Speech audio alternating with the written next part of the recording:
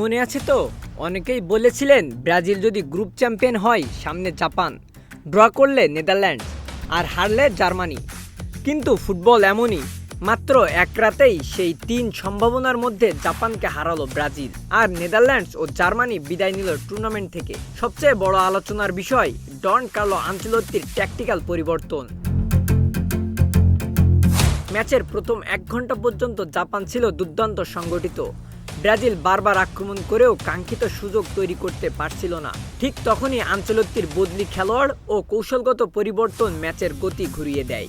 মিডফিল্ডের নতুন ভারসাম্য, আক্রমণের বেশ গতিশীলতা এবং উইং ব্যবহার বাড়ানোর ফলে জাপানের রক্ষণে চাপ বাড়তে থাকে।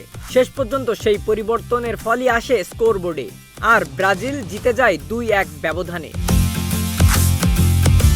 এ কারণেই বিশ্বের অন্যতম সফল কোচদের একজনকে অনেকেই মাস্টারমাইন্ড বলেন, কারণ বড় কোচদের আসল পরিচয় শুধু শুরুর একাদশে নয়, ম্যাচের ভেতরে নেওয়ার সিদ্ধান্তে। ফুটবলে ভবিষ্যৎবাণী করা সহজ, কিন্তু 90 মিনিটের বাস্তবতা অনেক সময় সব হিসাব বদলে দেয়। আর এই ম্যাচটি আবারও মনে করিয়ে দিল, নকআউটে সঠিক সময়ে নেওয়া একটি ট্যাকটিক্যাল সিদ্ধান্তই পুরো টুর্নামেন্টের গতিপথ বদলে দিতে পারে। আপনার মতে ব্রাজিলের জয়ের সবচেয়ে বড় কারণ কি ছিল? আনচেলত্তির ট্যাকটিক্যাল পরিবর্তন নাকি খেলোয়াড়দের ব্যক্তিগত পারফরম্যান্স?